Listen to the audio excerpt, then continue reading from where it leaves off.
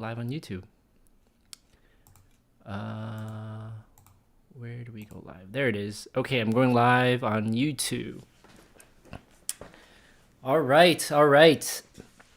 What's going on, everyone? We're gonna do another weekly live stream. I actually am doing it a day early today because it's restaurant week in DC and I have plans every day for the next 5 days. So got to do it early. Don't mind the mess behind me. I am moving. So the next time I do a live stream, I actually be in a new apartment. So super excited for that.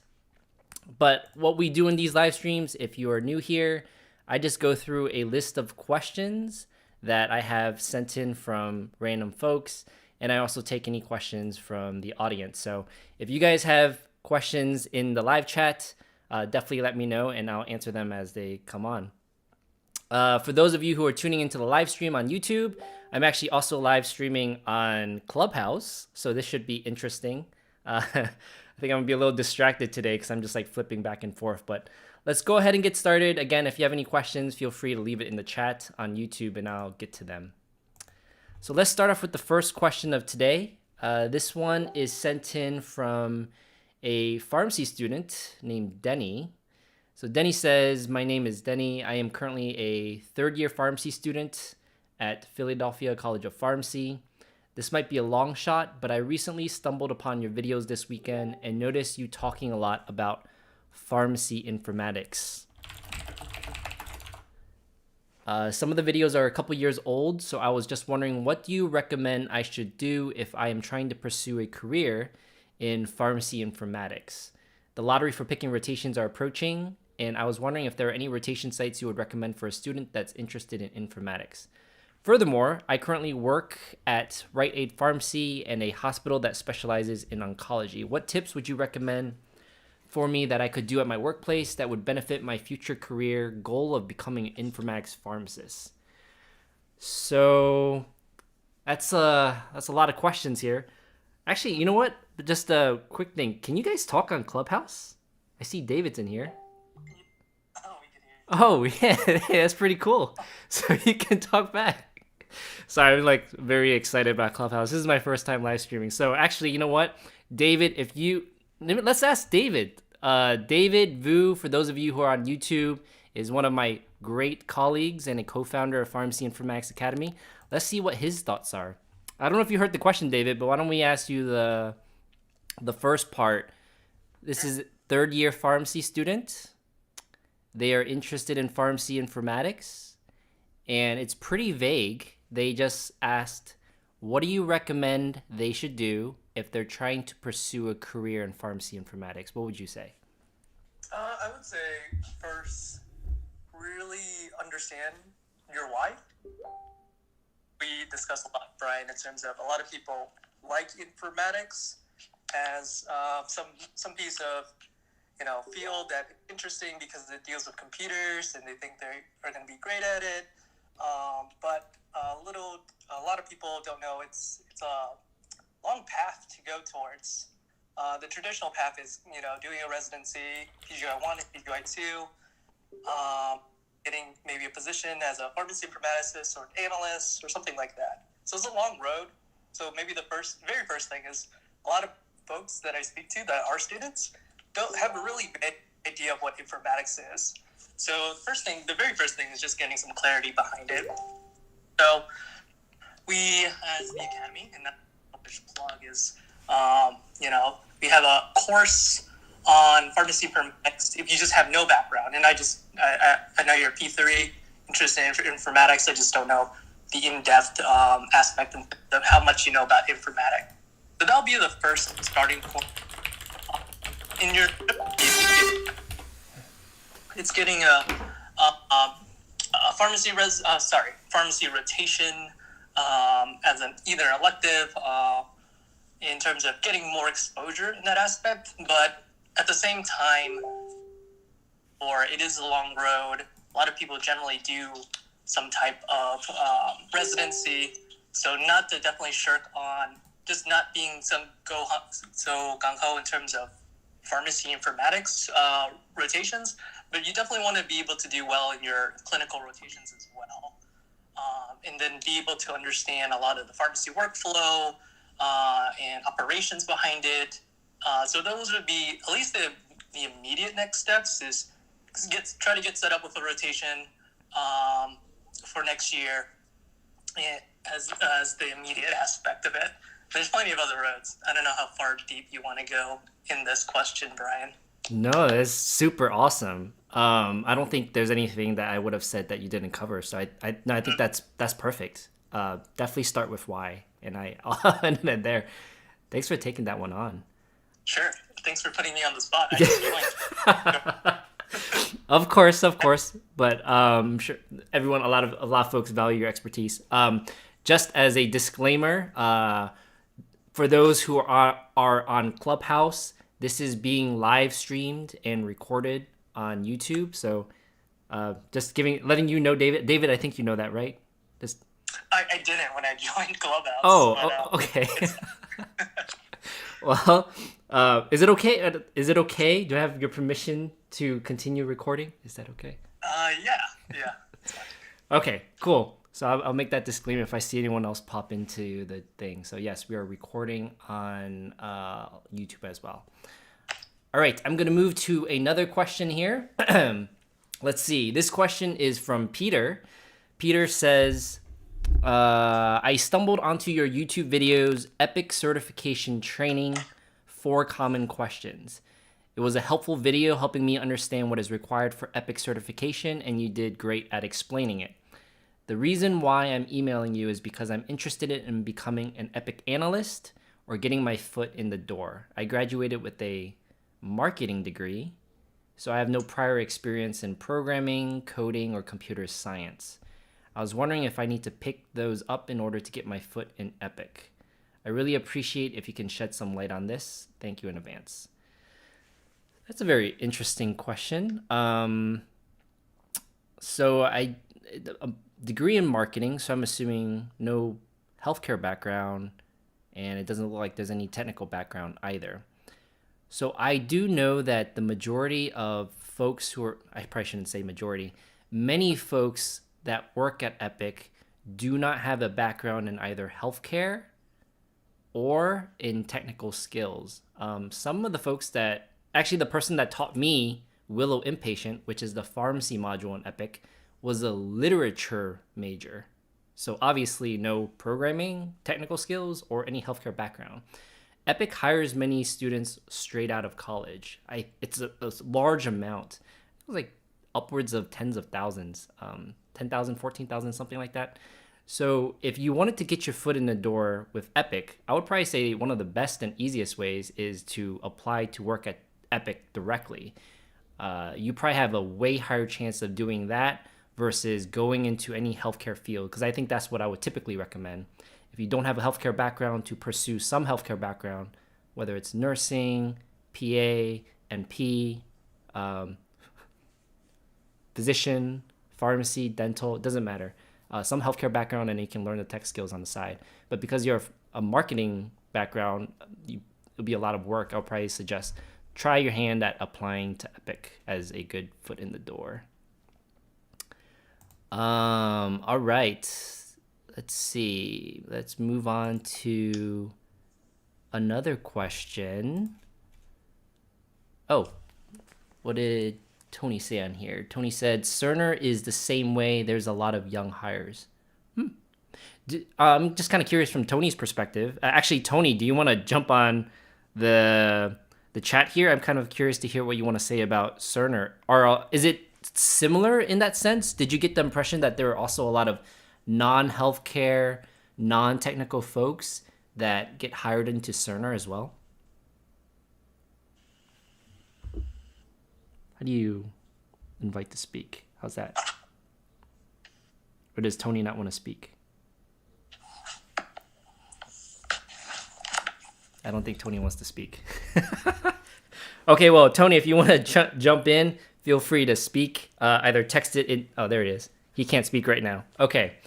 Well, let's move on to the next question then. This one is from Ilona. So Ilona says, I was researching pharmacy informatics on the internet and pondered on one of your articles from the Happy Farm D. I just graduated from pharmacy school and currently work. I'm going to blank out the employer's name. What would be your advice to a working pharmacist who is interested in getting training and credentials in pharmacy informatics? Maybe you can recommend certain degree certificate programs that are better than others and so on. I would greatly appreciate your advice. By the way, I enjoyed your article. Maybe we'll spin it back to you, David, or perhaps maybe we can have a conversation about this. So this person, fresh graduate, interested in pharmacy informatics, just graduated pharmacy school, and same exact example, but they asked specifically about training and credentials in pharmacy informatics. What do you think about that? So there's several credentials, certifications, and educational pathways that a lot of people tend to go towards. Either getting a master's in health informatics, getting a certificate from HIMSS through CA HIMSS or CP HIMSS. And you had that too. You have CA HIMSS? I had CA HIMSS when I was a pharmacy student. Then when I graduated, I worked for a year, and then I got my CP HIMSS. Ah. Can I stop you there and just ask and maybe dig into that a little more? Do you find that both of those certifications has helped in your career so far? I would say, to be honest, not really. I guess more of when I was looking for jobs when I graduated in 2018, and if you look at CHIMSS, you could literally just do a search right now. But go on Indeed, go on LinkedIn Jobs, and if you search up CA HIMSS, you're probably not going to get a lot of results that are spitting back out as something that is a minimum requirement to be able to get in the door.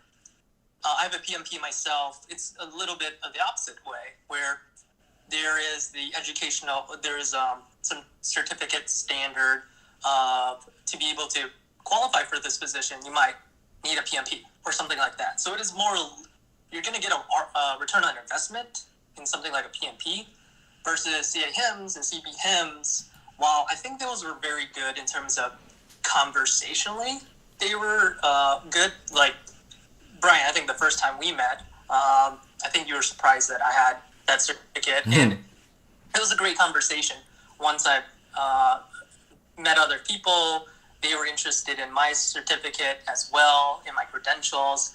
But in terms of ultimately getting a job, that is, it's not a one-to-one. You're not really, if you get the certificate, it's not a golden ticket to be able to get to those positions. Well, it might leverage maybe your chances in terms of the interview, talking about your experience, and stuff like that, maybe. But in terms of direct result, I would say it's not, in terms of just trying to get a job from it. It's going to be very difficult. And maybe how about this? So that I think that's fascinating. That's very awesome practical advice.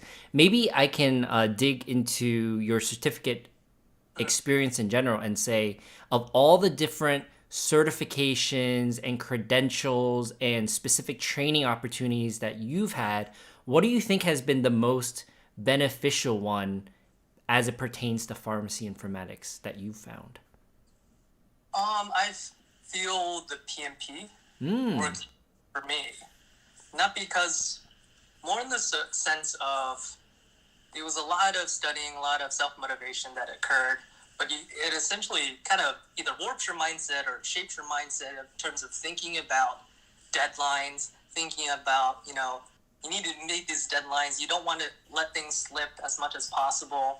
And I think that's a lot to do with in terms of informatics, where you're going to have multiple projects kind of all floating around, being able to manage what are the varying timelines. Essentially, people don't want to work on projects for an infinite amount of time. And either you want to be able to do the project within the scope as necessary and execute it as well as possible. And so having that PMP mindset really helped me understand, hey, these are some things I can't slip. How do I prevent that from happening? what are some next action items that's holding our team back to be able to get this done? So I think that's in terms of skill set and behavior, I think that PMP makes a lot more sense. And I just want to say, like, I'm not affiliated with PMI or PMP. I just, it is a certification where you actually would be able to get an ROI off of it. What is it, like $500? And if you get a project manager or project coordinator position, that's between $50,000 to $100,000 in terms of a job, right? So, conversely, if you have a CP HIMS and CA HIMS, $500, you might get a position, you might not, stuff like that. So that's how I evaluate it in terms of the benefit behind it. So there's a lot of certifications that are floating around, and you might have to do your due diligence in terms of understanding, is it worth spending a lot of money on this sort of stuff? Because I completely agree. I mean, we finished pharmacy school, we have a lot of debt. If we're taking more education and more debt, is it really worth it? Kind of aspect. And ideally, you don't want to spend more money unless you're really gung ho in terms of education. I know, Brian, you like MBAs and stuff, but hopefully that answered your question. Just provide some light. And I know that Tony is not on the line in terms of speaking, but he has tons of credentials after his name. But yeah, hopefully that answers your question. Yeah, absolutely. And for those who are tuning into the live stream on YouTube, that is David Vu. He's one of my great colleagues and co-founder of Pharmacy Informatics Academy, sharing his experience on different certifications that are beneficial in the pharmacy informatics space. Maybe two things on that. The first is, if you are interested in the PMP, which David just said a lot about being valuable in the pharmacy informatics space, which I absolutely agree. Project management is a important skill set that all of us must manage to be successful in pharmacy informatics. David wrote an amazing guide that you can find on the Pharmacy Informatics Academy website. David, do you want to say any comments about that, like the guide that you wrote? Yeah, it's actually outdated now. Oh, okay. Examination this actually just a couple weeks ago. So it's a little bit uncertain what the new exam format is. And I just usually recommend anyone that is looking for any additional certification and stuff like that, there's going to be some type of an exam behind it. Go on Reddit. That's probably the best place that you go to, because people are very open in terms of if it's a notable exam, they like to share their experiences. They like to share what they exactly did in order to pass the exam. And that's exactly what I did for my PMP. Was I didn't know where to start. I didn't want to read a 1,000-page study book that is dry.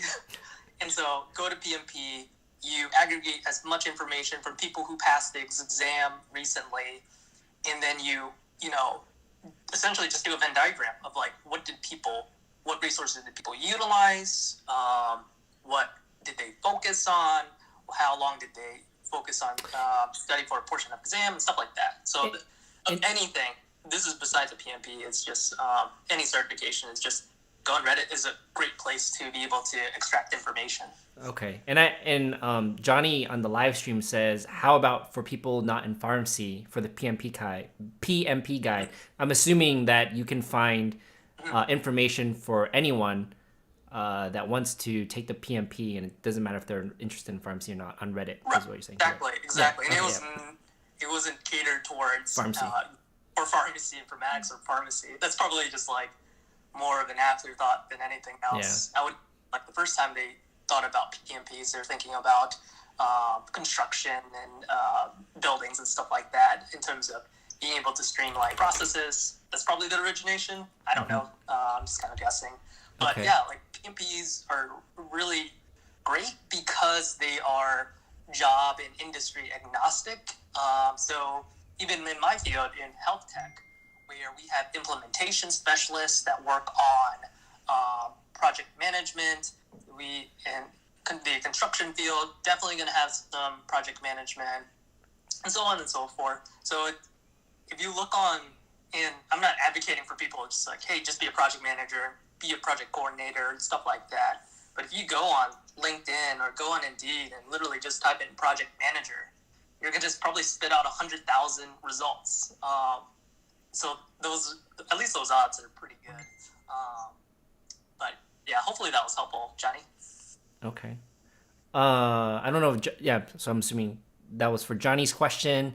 And then I guess to also say the other thing for those who are in pharmacy and especially interested in pharmacy informatics, Tony Dow wrote a pretty extensive and comprehensive guide that details some of the most common certifications or certificates that you can get for pharmacy informatics, and you can find that on Pharmacy Informatics Academy. If we were to go back to the original question from Ilona here, fresh grad, interested in pharmacy informatics, asking about what credentials or certifications or degrees that they can get. I probably echo David's sentiments here about how you probably don't want to spend so much money for something that might not have a lot of ROI, especially for a new grad. I think personally, there's a lot of free resources out there. And I think for anyone interested, the first thing to do is just learn all you can about pharmacy informatics. It's a very broad space. You can specialize and do so many different things. So I would say, why don't you look up some free resources first? And one of the great places to do that, or two of these great places, the first one is we have a free course. I feel like I'm just... Yeah, I feel like this is a giant plug. It's a giant plug. But it's very difficult to find, free information, right? About pharmacy informatics, but why not? But anyways, Pharmacy Informatics Academy, we offer a free online course that walks people through what it is, what it's about, why you want to get into it, how do you get into it. Very basic level things to at least introduce the idea to students or pharmacists or anyone that might be interested, and to see if it's something you might be interested in. The second thing I would say, just to get a broad feel for pharmacy informatics, is actually Tony Dow's podcast, Pharmacy IT and Me. He interviews all these different individuals. He covers different news in pharmacy informatics, and it's free. Actually, both of these things are free. So highly encourage that before jumping into any certifications or credentials or degrees as well. So, all right. Well, it looks like Dennis is here, so we do have someone else in club room, so I got to make sure. Oh, well, Dennis is... All right, we'll bring Dennis on. Dennis, because you are here, I will have to say that you are live on YouTube live stream right now. It is being recorded, so just an FYI, let you know. Dennis, would you like to say hi to the YouTube world? No. For those who don't know on the YouTube world, Dennis is one of my colleagues. He's also a informatics pharmacist. Perhaps we can ask him the same question, because I'm sure many folks ask the same thing. Certificates, certifications, and degrees. Dennis, for a fresh grad who's interested in pharmacy informatics, are there any certificates, degrees, certification programs, whatever, that you would recommend? Well, okay, since this is a serious conversation, a serious topic, I actually just came here to troll Brian, but... Yeah, I figure that. I guess since you're asking me a serious question, I will actually answer it seriously. But, okay. So I mean, realistically, I think if you're a student without informatics experience, I think one of the best ones is going to be the ASHP Pharmacy Informatics Certificate. I think that's a good basis. I actually beta tested that certification. I think it provides a pretty decent foundation. I know schools are offering health informatics certificates, and then there's also the option of, the Master's in Health Informatics degree from a few organizations. So those are possibilities for you to kind of get your, baseline foundational understanding around informatics in general. What do you think about AMIA's future release of that clinical informatics certificate, like AHIC or AIIC, something like that? That's been in progress since like I was a resident. So, Do you think that would be worthwhile at all? I think the idea of it is probably more valuable for somebody in the health center profession compared to CPHIMS. CPHIMS is really, a little bit different than what that intent of the AHIC is, but I guess, I don't know that I can say anything definitively until that certification is released, the AHIC. Sure. But, like I said, it's been like a long time. 6 years now. And, I keep looking at who is on the board of that's supposed to bring it forward. And it just seems like there's a lot of turnover in there as well. Mm-hmm. So I don't necessarily know what is the holdup, right? Because they said like 3 years ago, they're going to have the beta testers taking the exams. So either the exams haven't come to fruition, they haven't created the right questions, or, I guess I don't know. They definitely did not create the questions yet. They sent out an email to everyone that presented at AMIA. I presented at AMIA last year, or no, 2 years ago now. And they are looking for people to write test questions. I don't know what the holdup is either, but it's pretty backed up. So I'm looking forward to that certificate whenever it comes out, because it's supposed to be focused on clinical informatics, which I'd probably be more interested in. Yeah, exactly. Yeah. All right. Well, we're going to move on to another question. Thanks, Dennis, there. And let's see, from the live chat, hi to Judy from North Carolina.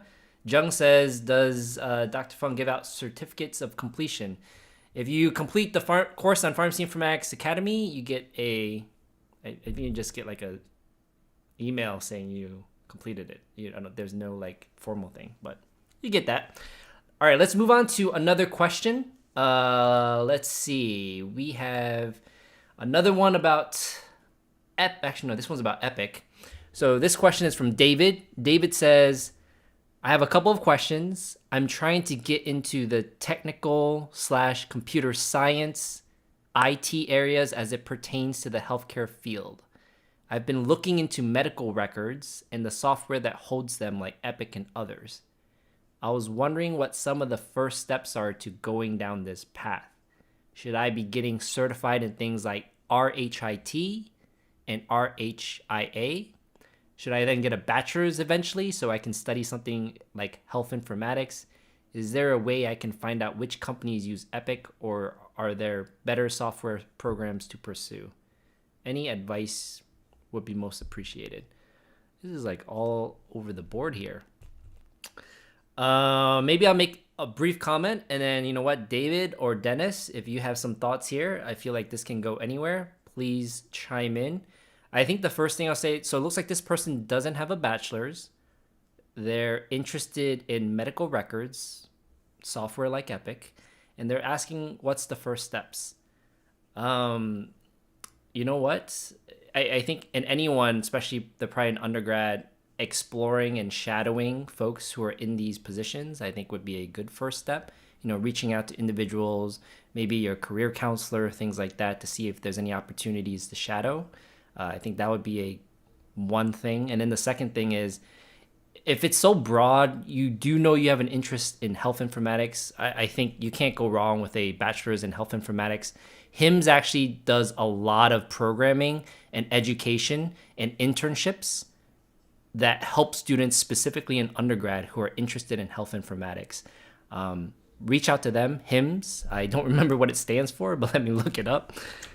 So I would say definitely check them out. HIMSS is Healthcare Information and Management System Society. So check that out. So that's all the comments I'll make there. And then maybe David or Dennis, you have any thoughts there? Yeah, I could chime in. So it seems, at least just from that brief excerpt, it is someone that wants to go into more of the technical path, perhaps towards the code base, programming, and stuff like that. And perhaps electronic medical records might be the best avenue. I guess, to preface, I work as an associate product manager for a health tech company. And when we think about healthcare technology, that is a very large field. It's going to be composed of vendors, startups, stuff like that. And you want to be able to tackle more the code base or deal with something more with dealing with programming, then perhaps picking up some technical skill sets such as coding. I don't know, Python or something like that. I don't know too much in terms of his background to be able to make that determination. But if you do want to, get your toes wet in terms of utilizing some technical skill set on some electronic health records, there's tons of nonprofit organizations that have free open source electronic health records. One of them in particular that I work with is OpenEMR. They use PHP, but there's literally, if you just go on Wikipedia and just type in open source EHR, there's just going to be tons of them. And these organizations are always looking for volunteers to get involved. Generally, they're looking for someone to be able to contribute towards the code base, but that's a lower threshold to be able to, volunteer your time, build up some skills, increase your the valuation of your resume, your CV. So that's the one route you're able to go to, and also gives you a sense of, do you like doing this stuff? And making that determination really quickly, or maybe not too quickly, but at least that's a lower threshold in order to be able to gain some experience. Not necessarily a job, but be able to utilize that experience to be able to get those jobs later on.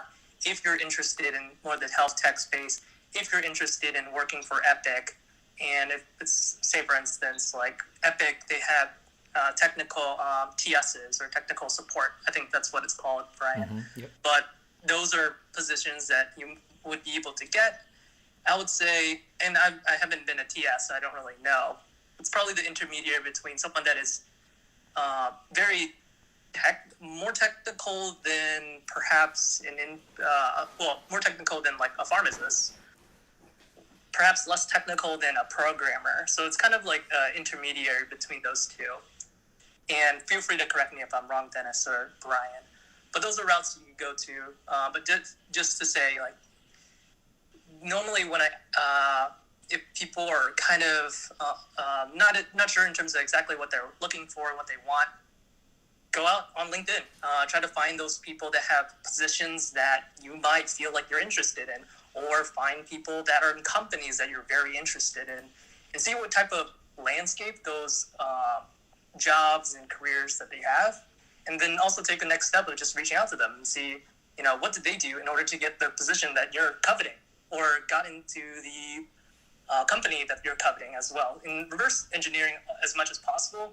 So getting all that and aggregating that information to be able to make your decisions in terms of the next step a little bit more easier, because they probably went through a pathway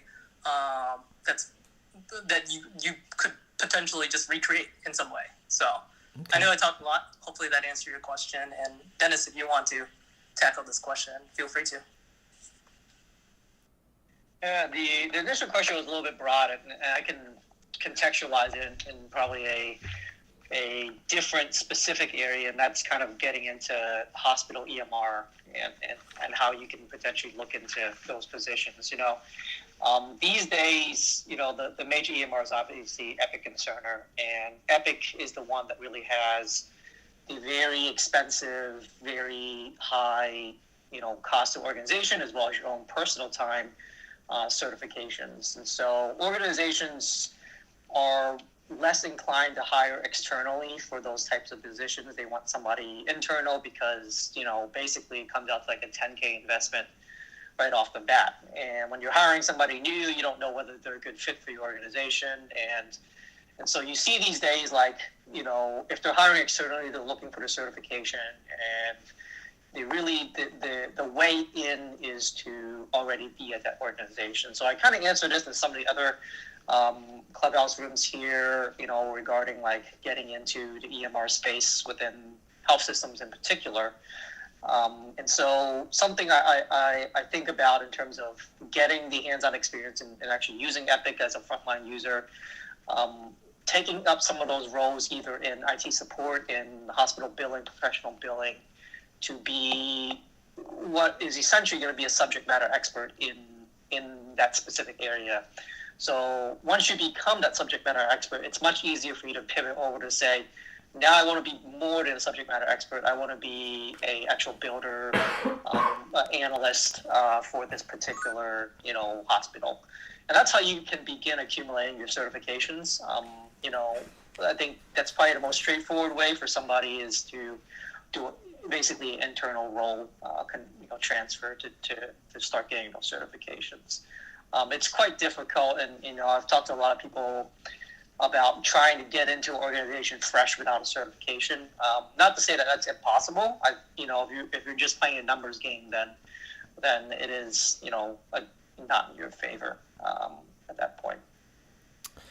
Well, that actually really resonated with me. I have something that I'm going to comment on there first, but before I do that, as a disclaimer, for those who are on Clubhouse, this is currently being live streamed on YouTube, so anything that is said here is recorded. So just a disclaimer, do know that. To Dennis's comment, I absolutely could not agree more. I think one of the things in my personal experience, for those of you who watch my YouTube channel, know that I do work in infection control. If you've ever done infection control, it's not related to pharmacy. It's a completely brand new world where we talk about reporting hospital-acquired infections to the CDC. Very different than what we learn in pharmacy. It was a struggle, and this goes to Dennis's point. If you want to get into this space, one of the best ways to do it is probably becoming a subject matter expert in that field, and then perhaps jumping into the technical role afterwards. Could not agree more. If I had started originally as a infection preventionist, who are the subject matter experts and the ones that do the work, and then I transitioned into that role, I probably would have been a way better analyst than I have been in the last few years. So thanks for saying that, Dennis. I think even that applies to pharmacy informatics. We are the ones who build the tools for pharmacists. We should absolutely be well-versed, have practice as a pharmacist, and know the workflows that pharmacists perform to be good at our job. So super awesome. Could not agree more. Let's see what we got here. Okay. So let's move on to another question. We got some more people. We'll do one more question, and then I have to actually go and pack because those who are on the live stream can actually see that my apartment is a mess. So we'll do one more question, and then we're going to end the live stream. And then we have, Dennis and David here to help us out with these questions. Let's see.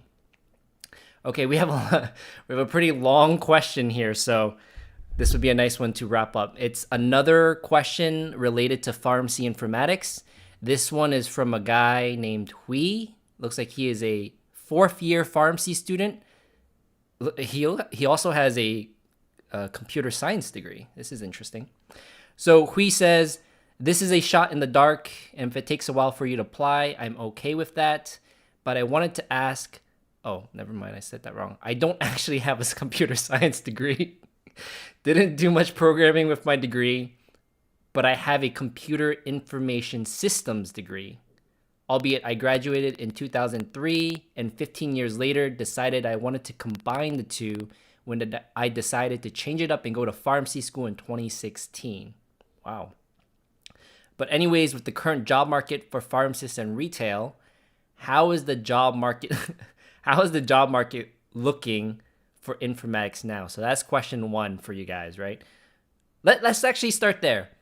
How is the job market looking for informatics? Maybe we'll start with Dennis this time. What do you think about the job market? Oh man, asking a hard question. I was just here to troll you.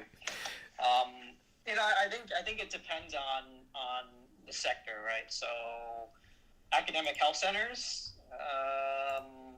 probably more saturated than ever before. I think that's just a product of a lot of academic centers now putting out residents. And at the same time, programs can't always or do not always have the FTEs to keep the residents on board. So it's kind of more of an exchange amongst academic health centers, for pharmacy informatics trained residents, going to these places. But when you start looking at the smaller hospitals, I think there are more opportunities there. When you look at more regional hospitals, there's more opportunities in those healthcare informatics spaces. That's based on kind of my perception. Obviously I don't have sheets of data for what that looks like, but that's kind of my perception.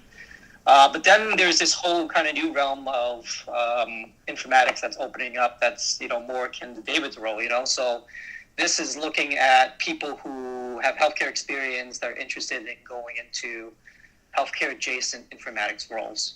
So you're looking at product and program roles that leverage your clinical skills but apply some of your, the informatics principles. And I think that area is kind of, I would say, burgeoning. But it's also less defined and less.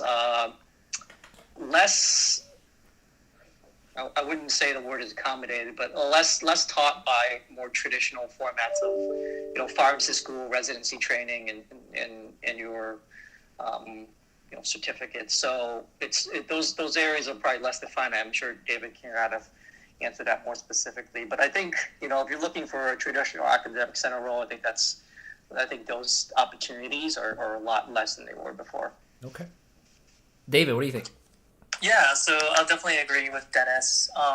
It is, 10 years, if you're looking at it 10 years ago, in comparison to right now, it would be a little bit more saturated in terms of the hospital space. In my realm, which is the healthcare technology space, it is a wildly growing field, but the roles are a little bit,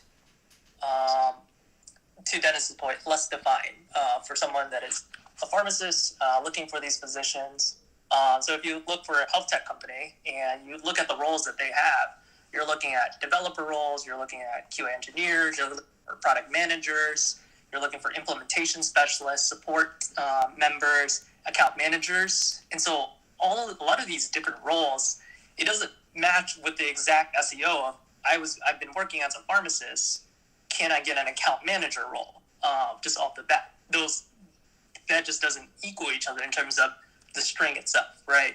So, but the roles and responsibilities and the duties and the things that are, in say, for instance, like an account manager role, where you're focused on customer happiness, retention, being able to make customers happy with your product or service.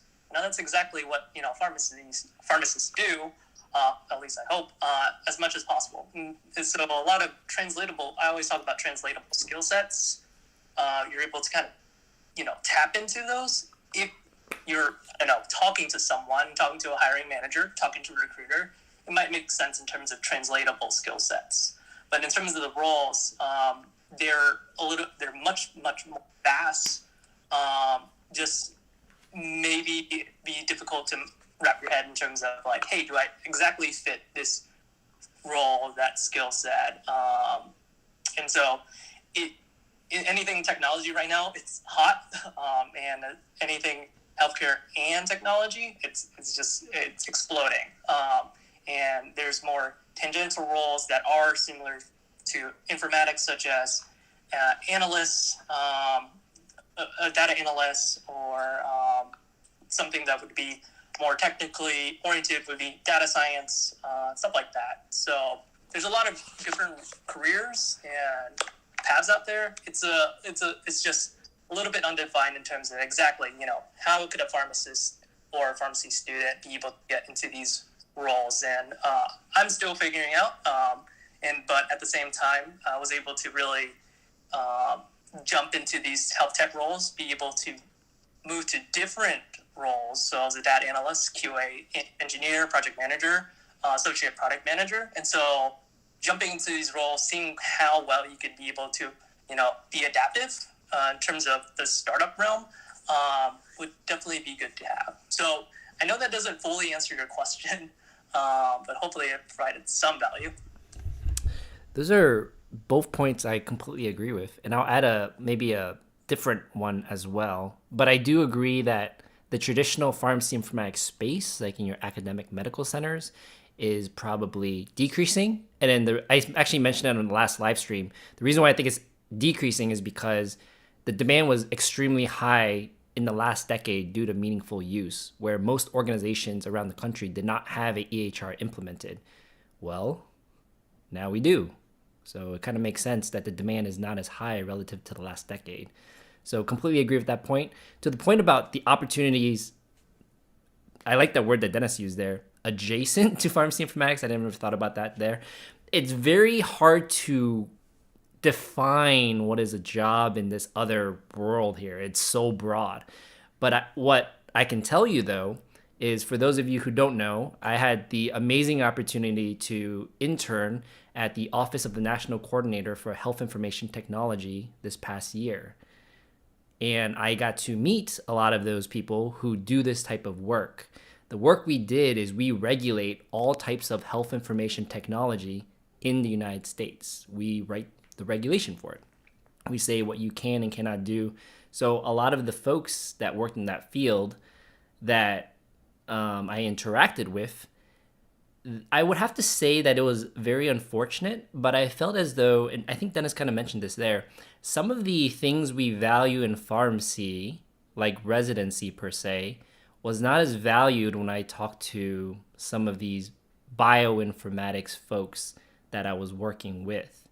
I actually got recruited for a lot of these other informatics roles, but it wasn't because of my pharmacy experiences.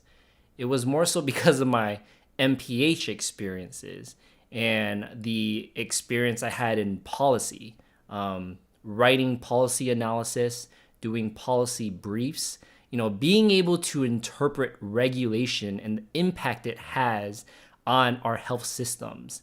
That was the skill set that I was being recruited for, as opposed to, oh, you did a 2-year residency in pharmacy informatics. I thought that was kind of surprising. Maybe David and Dennis won't agree there. I don't know.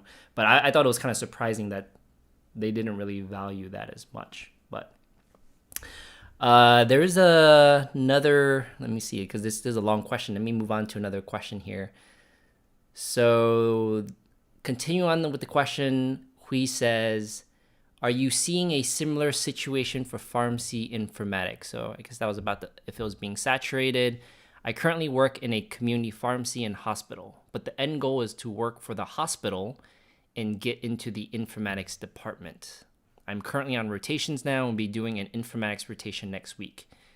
Do you have any advice for me? That's kind of broad there. Let me see if there's a better question that I can say. Is it released 24 hours? No, let's actually end it there. Let's go ahead and end it there, and ask you guys that. So the question again is: this is a 4th-year student interested in pharmacy informatics. They're about to do a informatics rotation next week, and they want to get into informatics. What broad, overarching tip or advice do you have for this student? Maybe we'll start with David this time. Oh, but before David answers, because there's new folks in here.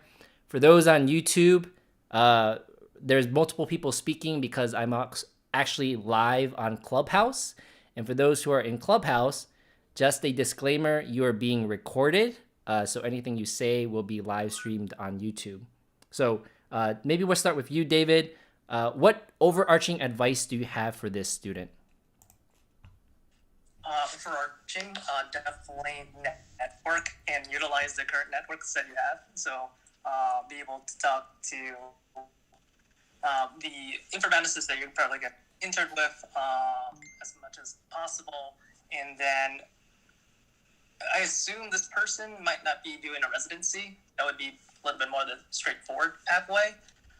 So I definitely overarching, try to network as much as possible and also utilize the network that you had throughout your rotations to be able to either try to get a position within a hospital space, and gives you a little bit more practical working experience, working in a pharmacy, understanding the interactions with technology.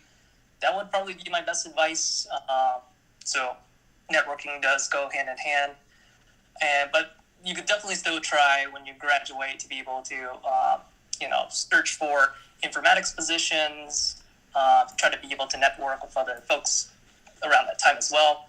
The threshold to be able to get those jobs would be difficult, but it's not to say that people haven't been able to do that, even graduating last year. I just know several folks that been able to just immediately get out of school and enter an informatics role, but it wasn't without its struggles and difficulties. So networking is my number one answer. Okay. Dennis.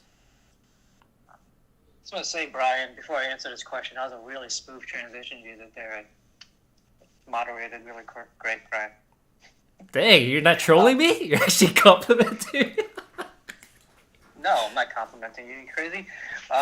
So for this, I think David hit kind of the high points. But what I would say is that something that I personally value a lot when I'm looking at informatics residency candidates is their understanding of workflows.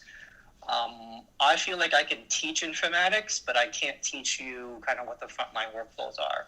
So it's good that you're going to have the informatics rotation, but I think after you have that, the more you can relate clinical workflows to potential informatics solutions and or problems that is caused by informatics, I think the better you will be able to articulate how in what you bring to the table in terms of being an informatics candidate.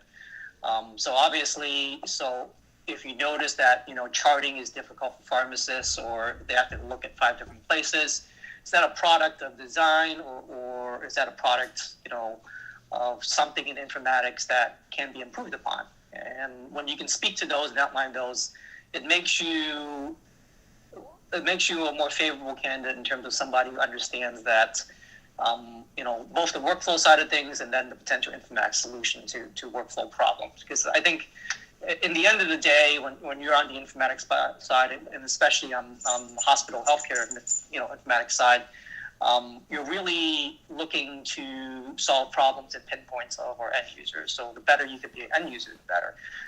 So that's the long answer. The short answer is, be good on your clinical rotations, not just, the pharmacist aspect of, knowing your doses and interactions and contraindications, but knowing the workflows of not only yourself, your provider colleagues, and how those can relate to potential informatics solutions and or problems. But I think David's point regarding networking is very valid. That's purely a product of, I think, finding where those opportunities are. And I think we mentioned earlier, your big academic centers, which are obviously in your big metropolitan cities, are going to be saturated, and they're going to have their pick of, residency trained people coming out of residency every year around June, July. But, if you're open to less metropolitan areas, some smaller health systems, potentially more rural areas, I think those opportunities are going to right. I know Brian did his PG1 at Sarasota, and I know that, for example, they were looking for a position,